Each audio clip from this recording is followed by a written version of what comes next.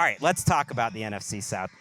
Which I love more than you. We're here, and we just had Tupac in the background. I don't know how loud this is going to be for the audience, but it's definitely loud here. I think it adds a little something to our broadcast And today. Obviously, Tupac's not, like a Southern rapper, but somehow it just feels like the energy is right here behind us for a division that I love with all my heart.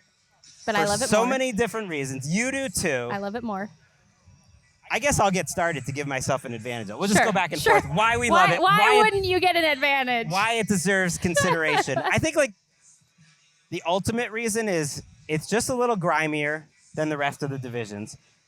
These teams are kind of underdogs, maybe even in their own cities sometimes. Not in New Orleans, but there's LSU there in Baton Rouge. They're in southern markets where college football is king. But I do love that regionally the division is so close to each other. And I think because of that and the college football fandom, that the rivalry, especially Falcons Saints, but I think it's all over the division, is more real and more meaningful between the fans than any other. And there's not a lot of Super Bowls to go around in this division. The Falcons, I don't need to tell you about their heartbreak. The Panthers, since they've come along, have been good but haven't gotten over the hump. The Saints got their one. The Bucs have had a couple, but it's an underdog mentality, and they hate each other, and that's why I've always loved the divisional matchups, and I think it's very intriguing. Well, first of all, I will point out that you sort of gave Patrick Claybon a pity pick when you were talking on our NFC episode the other week about picking which division you wanted to do, and you were shocked. And astounded. I contain multitudes. You have so much nuance to you, Greg. So I will say I really do love the NFC South, unlike people who are sort of faking their passion for it. I love how chaotic it can get. The Bucs are, yet again, the favorite here. But anything could happen because anything often does happen. It's a good old-fashioned slap fight half the time between these teams, and they get so intense and so testy with each other, and the unpredictable nature of how these NFC South intra-division games can go is just fascinating to me. Right, the Bucs. There's a lot of talk about. Wow, the Bucs. I think they're underrated. We've talked them up, but it's like, hey, they could win their fifth straight, right? NFC South divisional title, which is amazing. But let's also calm down a little bit. It's like last year they're sneaking in off a tiebreaker. One of the years they were 8-9. This is not some dominant Peyton Manning and the Colts in the middle of the aughts just beating up on the rest of the division. It is very even, usually, in the end. And what I love about the NFC South, more than you, is that we're going to get points. And that's going to be the ultimate evening of all of these groups, is that every single one of these teams can score points. I'm looking through these different teams and sort of where they've improved or where they're staying highly productive. Bryce Young and the Panthers turned it around last season in a big way. Taking the Eagles down to the wire like that was one of the more impressive sort of underdog David and Goliath moments of last season. Atlanta's defense obviously is still a huge question mark, but their offense under year 2 of Zach Robinson as offensive coordinator with Mike Penix, with this cast that they have along in their skill positions, is quite literally built to score. The Saints, if whoever the quarterback is, can get the ball to the playmakers, and they do have playmakers. Rashid Shaheed, Chris Olave, Alvin Kamara, some exciting young guys we're going to talk about who are up and coming today as well. They should be able to put up points, and the Bucs are one of my favorite teams in the NFL, which is another reason why I love the NFC South, because the Tampa Bay Buccaneers are in the NFC South, but also they are quite literally built to score, and they've got depth at receiver unlike we've seen in a long time in the league. Right. I watched quarterback and you almost forget those high-scoring Falcons-Bucs games. Obviously, that Thursday night game was so memorable, but Kirk Cousins going over 500 yards and absolutely lighting up that Bucs defense, which has been up and down, more down than up lately. And that's why one of my reasons why I love this division this year is Bowles of Suns too. So nice. We had the IP years back. Todd Bowles comes from the Jets, was a tough time there, comes to the Bucs. He has the Bowles of Suns. It results eventually in a Super Bowl title. He stayed on. At that point, he's the coordinator. Now he's the head coach. The reputation's at a little bit of a lull.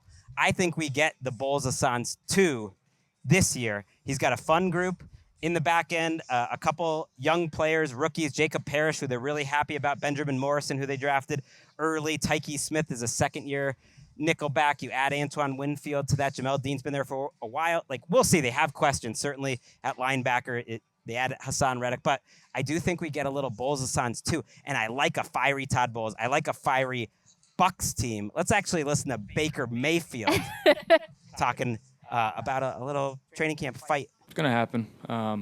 Yeah, and our group's not going to back down. And you get guys shoving people late in the back. We're not going to back down. We're not going to start it because we're not stupid, but we'll finish it.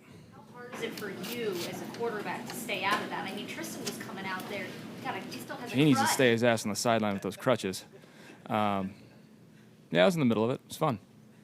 Oh my gosh. Baker Mayfield. By the way, Baker Mayfield, you will go start it. So don't try to act like, oh, well, we won't start fights. Baker will absolutely 100% start his fair share of fights. You know, I kind of was able to go around the league talking to different coaches and executives last year, Gregg. As you know, you were such a champion of that. But then this year, too, kind of hearing the same types of things. When you ask, especially offensive coaches, about Todd Bowles, I do not care that he's like sort of from a different generation of coaches. I do not care that he runs things that we've seen him run for a long time. Every offensive coach in the league will tell you it is so exhausting going against that man for an entire game. You can game plan for it. It does not matter how prepared you are and how much you've seen of his tape. It is absolutely mentally and physically exhausting to have to endure an entire game against that man. Right. I might have like a little tongue in cheek when I talk about the Bulls and Suns too, but the reason I was so excited about it is he's just a fun defensive coach to watch, and that can be a weakness of his, almost like Gregg Williams back with the Saints in the days. Even if he doesn't quite have the horses, he's just gonna blitz like absolute crazy. Like, that is his aggressive mindset no matter what, and I do think he has more of the horses this year. You mentioned Penix, and that's another one of the reasons why I do love the NFC South more than you. Oh, me too. More than That's you. impossible. You just said me too more than Lefty you, so quarterback. I'm left-handed. doesn't work. I have to love it more than you. It's kind of I've like been trying a to convince you of continuation. Mike Penix for They're a kind year. of the poor team's Packers.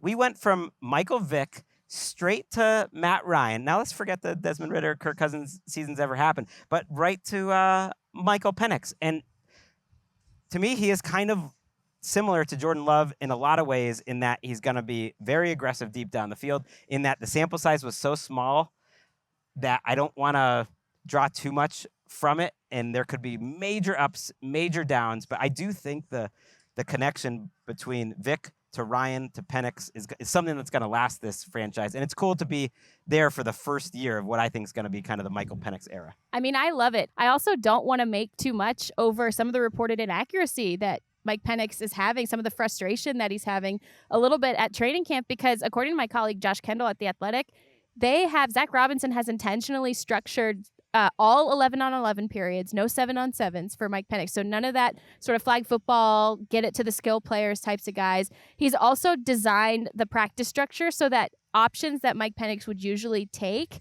earlier in his reads are not there for him. So they're almost forcing him to go into an uncomfortable zone to get more reps in the shorter and intermediate areas of the field, because we know he loves to throw the ball down the field. I really love that they're stress testing him in a way that makes sense, that is functional, that works with his development. And I really love hearing Leonard Floyd, who is one of my all-time favorite players to cover, say that Penix is starting to come out of his shell. Like, he seems quiet, but he will trash talk, especially if he pops you on a throw. He will absolutely let you have it, and I love that Leonard Floyd's the one sort of calling him out on that. He's a guy that's going to go for big-time throws. So just as an entertainment value, I think these games between the teams in this division are going to be pretty box office this year. And it's partly because Bryce Young has a lot of that in him, too. The best story last year was his comeback, his confidence comeback. And I loved it as like a narrative arc. And we'll hear from Dave Canales on that in a second, of like how that happened. But the reason I'm more excited about him, because it's not just that he's representing smaller gentlemen, because in reality, Short king. Like compared to a normal guy, he's average. Like, I'm not gonna say that he's like a small guy. He's like 5'10". He's compared to NFL players, he's small. But the reason I love watching him play is I don't think people realize watching him how many difficult tight window, beautiful throws he goes for. And that's where he actually reminds me a little of some of my favorite quarterbacks. The anticipation that he can throw those out-breaking routes like a Geno Smith, like a Phillip Rivers. That's lofty company, but the types of throws that he makes are just beautiful football throws, and that's one of the things I love about Bryce Young. And I think, first of all, I like how they've built their receivers room. I think that group will still have a ways to go and proving that they can kind of all click together and develop different layers in the passing game. But I like how they've built it out over the last couple of years. One of the things that I think doesn't get talked about enough, and certainly didn't last year, and definitely didn't, especially when they were struggling at left tackle a couple of years ago when Bryce first came out. This offensive line has come together. It is a top third offensive line in the NFL. It played like it last year, and they have things that they need to fix in the run game.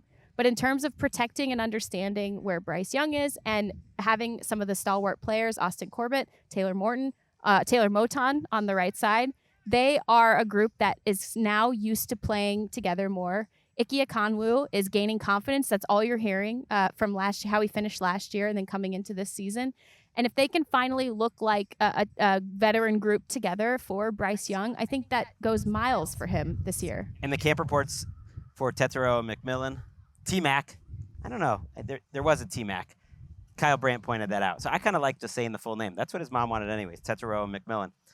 He's getting the volume of a number one receiver and looks like a number one receiver, even though there's like some drops. To me, in a perfect world, he has a little TO to him where you can live with a few drops when you're that physically talented. I mentioned Canales talking about Bryce Young and the maturation that he had. Remember, of course, Andy Dalton was starting games for the Panthers last year. I would say the biggest thing is that he continued to lead throughout that process.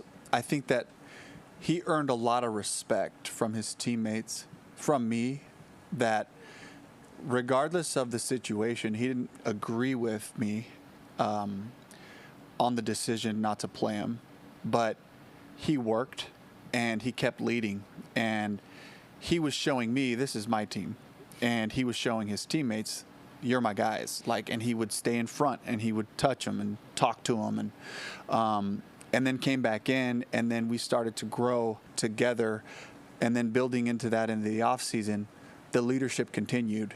He got a little something to him. Yeah, I love it. I had DJ's voice in my head. I guess it's getting back to work with him. When you said that they were a top third offensive line. Oh yeah, I hedged. I'm learning so much from you. He got on me for building up Devontae Adams and then saying top 15 receiver, which just isn't that dramatic. I mean, top third. 32 divided by 3, that's like 11.3. I mean, you might as well go top 10 at that point. Coming from where the Panthers were a couple of years ago, I think they would take it in a heartbeat. I'm just giving you a note. I think just go top 10 at that point. That's are you also? It'd be 10.66666. So right? this is how negative cycles perpetuate, Greg. You were hurt, now you hurt me. Hurt people. I get it. Sometimes like a little bit of hurt is healthy. Think about that. That's the NFC South in a nutshell, baby.